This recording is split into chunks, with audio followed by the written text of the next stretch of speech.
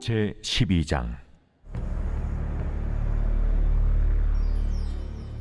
여호와여, 내가 주와 변론할 때에는 주께서 의로우시니이다. 그러나 내가 주께 질문하옵나니 악한 자의 길이 형통하며 반역한 자가 다 평안함은 무슨 까닭이니이까? 주께서 그들을 심으심으로 그들이 뿌리가 박히고 장성하여 열매를 맺었거늘 그들의 입은 주께 가까우나 그들의 마음은 머니이다. 여호와여, 주께서 나를 아시고 나를 보시며 내 마음이 주를 향하여 어떠함을 감찰하시오니 양을 잡으려고 끌어낸 것 같이 그들을 끌어내시되 죽일 날을 위하여 그들을 구별하옵소서.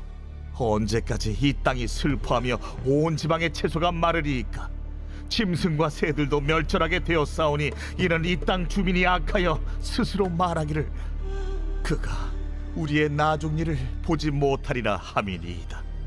만일 네가 보행자와 함께 달려도 피곤하면 어찌 능히 말과 경주하겠느냐? 네가 평안한 땅에서는 무사하려니와 요단 강물이 넘칠 때는 어찌하겠느냐? 네 형제와 아버지의 집이라도 너를 속이며 네 뒤에서 크게 외치나니 그들이 네게 좋은 말을 할지라도 너는 믿지 말지니라.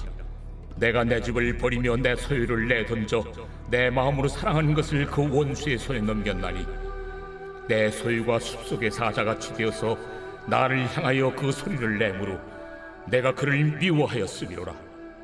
내 소유가 내게 대하여는 문이 있는 매가 아니냐? 매들이 그것을 에워싸지 아니하느냐? 너희는 가서 들짐승들을 모아다가 그것을 삼키게 하라. 많은 목자가 내 포도원을 헐며 내 몫을 짓밟아서 내가 기뻐하는 땅을 황무지로 만들었도다. 그들이 이를 황폐하게 하였으므로 그 황무지가 나를 향하여 슬퍼하는도다. 온 땅이 황폐함은 이를 마음에 두는 자가 없음이로다. 파괴하는 자들이 광야의 모든 벗은 산 위에 이르렀고 여호와의 칼이 땅 이 끝에서 저 끝까지 삼키니 모든 육체가 평안하지 못하도다. 무리가 밀을 심어도 가시를 거두며 수고하여도 소득이 없은즉 그 소산으로 말미암아 스스로 수치를 당하리니 이는 여호와의 분노로 말미암음이니라. 내가 내 백성 이스라엘에게 기업으로 준 소유에 손을 대는 나의 모든 악한 이웃에 대하여 여호와께서 이와 같이 말씀하시니라. 보라, 내가 그들을 그 땅에서 뽑아버리겠고 유다 집을 그들 가운데서 뽑아내리라. 내가 그들을 뽑아낸 후에 내가 돌이켜 그들을 불쌍히 여겨서 각 사람을 그들의 기업으로 각 사람을 그 땅으로 다시 인도하리니 그들이 내 백성의 도를 부지런히 배우며 살아있는 여호와라는 내 이름으로 맹세하기를 자기들이 내 백성을 가르쳐 바알로 맹세하게 한 것 같이 하면 그들이 내 백성 가운데 세움을 입으려니와 그들이 순종하지 아니하면 내가 반드시 그 나라를 뽑으리라. 뽑아 멸하리라. 여호와의 말씀이니라.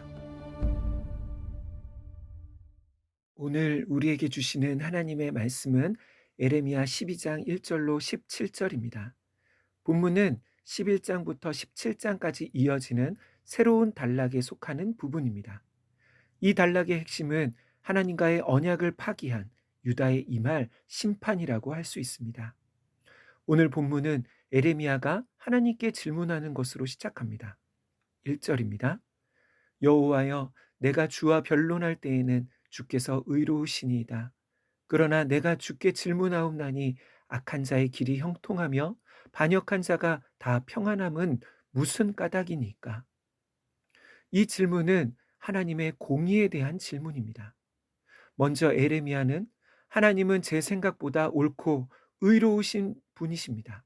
그렇게 인정하며 질문합니다. 악한 자가 형통하며 반역한 자가 다 평안함은 무슨 까닭입니까? 앞에 11장에서 에레미야는 자기 고향 사람들이 자신을 죽이려는 음모를 알게 되었습니다.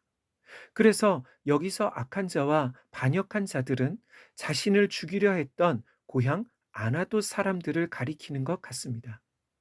다시 말해 이 질문은 하나님의 사역을 감당하는 에레미야와 같은 힘없고 의로운 자들이 세상에서 악한 자들에게 위협과 폭력을 당하는 불의하고 고통스러운 현실에 대해서 하나님의 공의를 구하는 것이지요.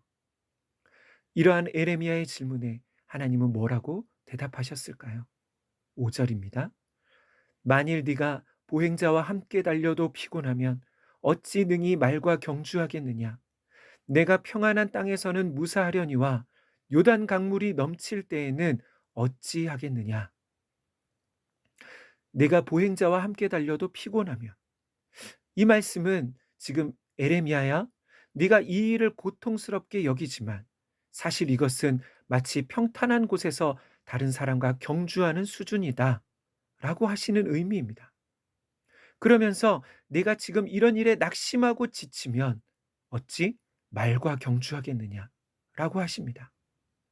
이것은 앞으로 에레미야의 사역 가운데 더 힘들고 어려운 고난이 올 텐데 그때는 어떻게 하려느냐는 것이지요. 에레미야의 질문에 대한 하나님의 대답은 고난으로 낙심하고 지쳐있는 에레미야를 따뜻한 말로 위로하시기보다는 더 어렵고 힘든 시기를 견딜 수 있도록 마음을 강하게 하라는 말씀이었습니다. 그러면 이 말씀을 우리에게는 어떻게 적용할 수 있을까요? 이것은 오늘날 예수 믿는 자들이 이렇게 하나님께 질문하는 것과 같습니다. 하나님, 왜 믿음으로 살려고 하는 저에게, 하나님의 사역을 감당하는 저에게 이런 고난과 어려움을 겪게 하십니까?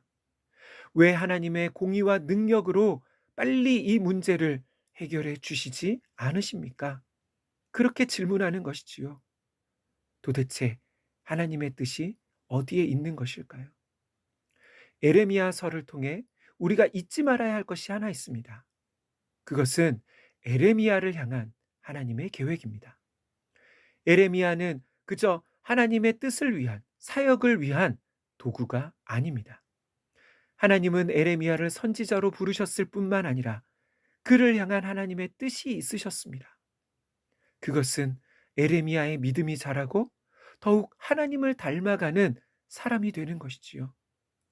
다시 말해 에레미야는 사역자로서만이 아니라 한 명의 성도로서 성숙해져야 하는 것입니다. 그래서입니다. 우리의 고난의 상황과 환경이 달라지는 것보다 더 중요한 것은 내가 변하는 것입니다. 우리가 하나님의 은혜를 체험할 때 나타나는 일 중에 하나는 상황과 환경은 하나도 달라진 것이 없는데 문제는 그대로 있는데 내 생각과 마음이 달라지는 것입니다. 그래서 이전에는 나에게 상처 주고 고통스러웠던 그런 일들과 사람들이 다르게 보이는 것이지요. 이제 7절부터 13절까지는 하나님의 두 번째 대답이 나옵니다. 여기서 하나님은 자신이 그토록 사랑하시는 자기 소유, 자기 백성 이스라엘과 유다를 왜 심판하시는지 말씀하십니다. 그것은 유다 백성들이 더 이상 하나님을 자신들의 하나님으로, 자신들이 하나님의 백성 된 것을 더 이상 거부했기 때문에 하나님은 그들의 바람대로, 그들 마음대로 내버려 두시는 것이지요. 이것이 심판이었습니다. 8절과 9절의 내용은 마치 하나님께서 이렇게 말씀하시는 것 같습니다. 사람들이 예레미야야, 너를 싫어하고 너를 죽이려 하고 너를 대적하는 것은 너를 보낸 나를 싫어하고 거절하고 대적하는 것이다. 다시 말해 에레미야는 자신이 겪는 고난을 통해 하나님의 심정을 알게 되는 것이지요. 에레미야는 자기 고향 사람들이 자신을 죽이려 했지만 하나님은 자기 소유라고 일컫는 자기 백성들이 하나님을 거부하고 대적하는 것입니다. 요한복음에서는 예수님이 유대 땅에 오셨을 때를 이렇게 말씀합니다. 요한복음 1장 9절로 11절입니다.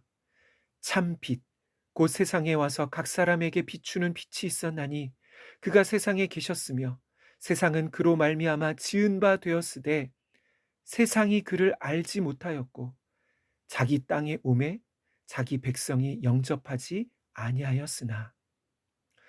자기가 지으신 자기 백성에게 예수님이 오셨지만 이스라엘 백성들과 지도자들은 예수님을 영접하지 않았을 뿐만 아니라 오히려 그분을 십자가에 죽였습니다. 그래서 이제는 누가 하나님의 자녀입니까? 12절입니다. 영접하는 자, 곧 그 이름을 믿는 자들에게는 하나님의 자녀가 되는 권세를 주셨으니, 예수님을 믿고 영접하는 자들, 그 사람들은 누구든지 유대인이나 이방인이나 남자나 여자나 많이 배웠든지 못 배웠든지 그 소유가 많든지 적든지 상관없이 하나님의 자녀, 그분의 백성이 될 수 있는 것이지요. 누가 하나님의 백성일까요? 혈통이나 열심, 노력이 아니라 하나님의 뜻대로 행하는 자, 그 사람이 하나님의 백성인 것이지요. 기도하겠습니다. 거룩하시고 자비로우신 하나님 아버지, 우리의 모든 고난과 고통의 상황은 우리가 더욱 주님의 마음을 알고 우리의 믿음을 성숙해 하시는 도구라는 것을 알게 되었습니다. 주님, 우리의 기도가 그저 우리가 처한 고난, 문제 해결, 상황의 변화만이 아니라 이 상황 속에서 하나님이 나에게 바라시는, 나에게 원하시는 성숙으로 나아가는 기도가 되게 하옵소서. 고난 가운데 지쳐있는 산돌의 권속들에게 더욱 믿음을 주시고 고난에도 불구하고 예수님의 말씀을 따라 살아갈 수 있는 예수님의 제자 되게 하옵소서. 예수님의 이름으로 기도하옵나이다. 아멘.